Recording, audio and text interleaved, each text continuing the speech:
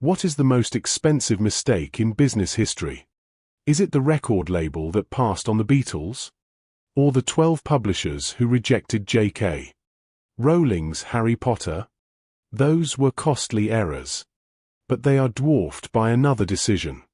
A decision made in a bland Silicon Valley conference room that didn't just cost millions, or even billions. It was a trillion-dollar fumble. This is the story of how one of the most powerful companies on the internet had the chance to buy its greatest rival for just $1 million, and said no. In the late 1990s, the internet had a king. And its name was Yahoo. It was a digital empire. A hand-curated directory to the chaotic, burgeoning world of the web. If you wanted news, email, stock quotes, or just a website to browse, you started at Yahoo.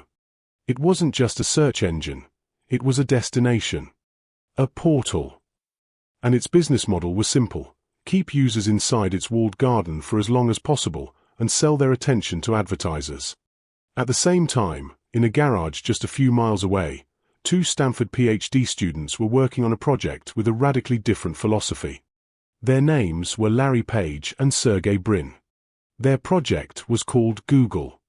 They approached Yahoo in 1998, offering to sell their company for a mere $1 million. Yahoo refused. They came back a few years later, when the price had gone up to $5 billion. Yahoo again refused. Today, Yahoo is a shadow of its former self, while Google's parent company, Alphabet, is worth nearly $2 trillion. So how did one of the smartest companies in the world make the single worst decision in corporate history? Why did they look at the future, right in the face, and fail to see it? That's the question we're answering today. To understand this colossal error in judgment, we need to explore three key moments: the clash of business models, the philosophical divide on what search should be, and the ego that killed the deal. First, we must understand the world Yahoo dominated. In the 90s, the internet was a messy, disorganized library with no card catalog. Yahoo solved this. Co-founders Jerry Yang and David Filo weren't engineers trying to build a perfect algorithm. They were librarians, manually categorizing the web into a neat hierarchy of links. Their entire strategy revolved around this portal concept. Success was measured by stickiness, how long a user stayed on Yahoo's properties. Every feature, from Yahoo Mail to Yahoo Finance, was designed to be a destination in itself. They wanted to be your homepage, your news source, your everything. Search, in this model, was not the main event. It was a feature, and a fairly clumsy one at that. It was a tool to help you find something else within the Yahoo ecosystem. In fact, a perfect search engine was, in a way, a threat to Yahoo's business model. A search engine that gave you the best answer and sent you immediately to another website was the opposite of sticky. It was a leaky bucket, sending valuable user attention away from their advertisers. Yahoo was in the business of owning the user's entire session. They sold time. They sold eyeballs. And their strategy was working magnificently. At its peak, Yahoo was worth over $125 billion. They were the undisputed titans of the internet. From their vantage point, they weren't just a company, they were the internet. This mindset, this belief in the portal, was the first critical factor in their eventual blindness.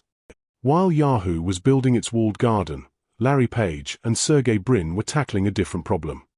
They weren't trying to categorize the web, they were trying to understand its structure. Their breakthrough was an algorithm they called PageRank. The idea was elegantly simple but computationally immense. Instead of just scanning for keywords on a page, PageRank determined a page's importance by counting the number and quality of links to it from other websites. In essence, every link was a vote. A link from a respected site like a major university was a powerful vote. A link from an obscure blog was less so. This created a search engine that was uncannily good. It didn't just find results, it found the best results. And its core philosophy was the polar opposite of Yahoo's.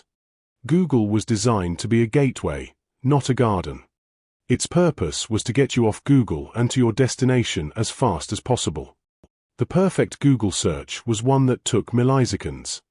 Larry and Sergey believed that if they provided the best, fastest answer, users would trust them and always come back. Their product wasn't the time you spent on their site, their product was the result itself. They were building a reputation for relevance and speed. This fundamental difference cannot be overstated. Yahoo saw search as a necessary but secondary feature.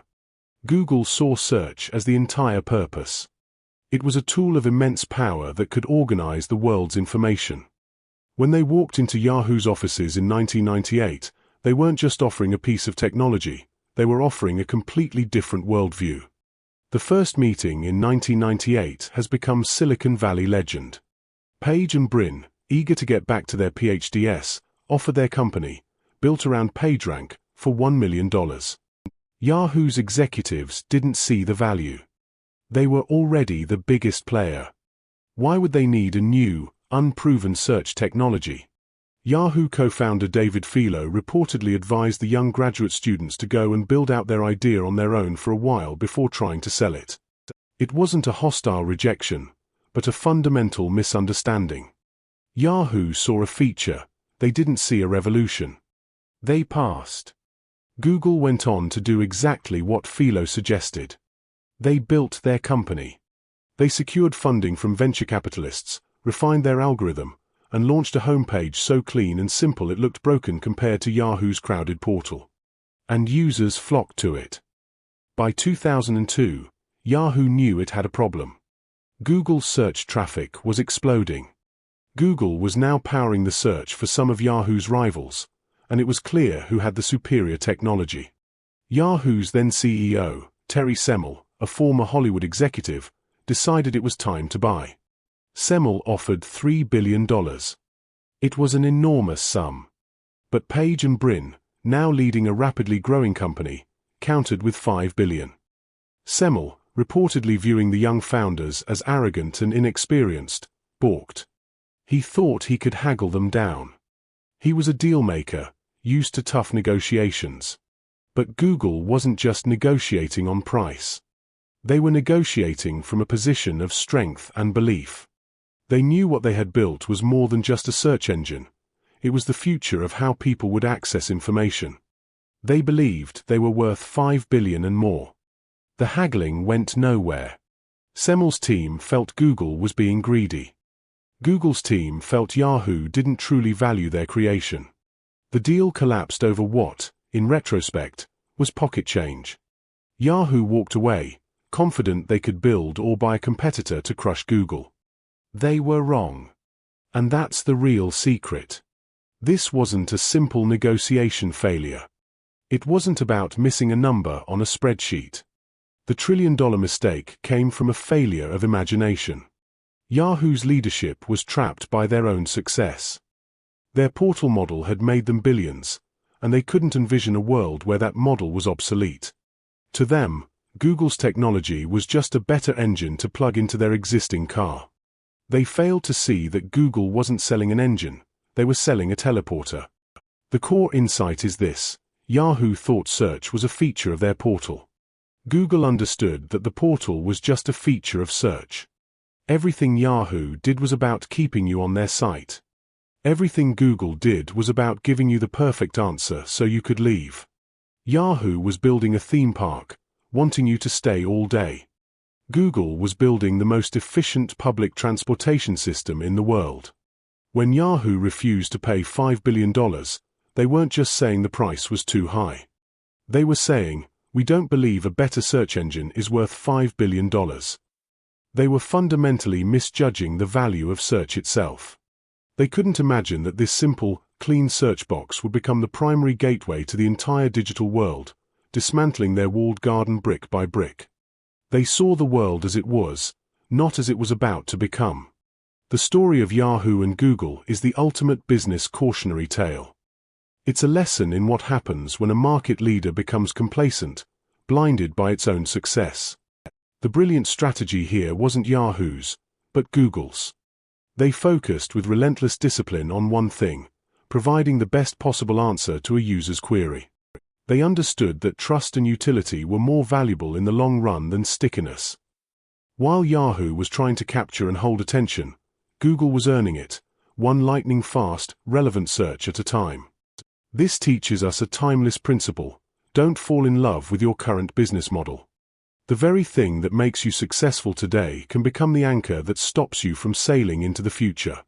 Yahoo's portal strategy was not stupid, it was brilliant for its time. Their failure was in believing that time would last forever. They failed to recognize a disruptive innovation not because they couldn't see it, but because they couldn't value it through the lens of their own success. If you learn something new, hit the like button and subscribe for more strategy breakdowns. And let us know in the comments, what company's strategy should we unlock next?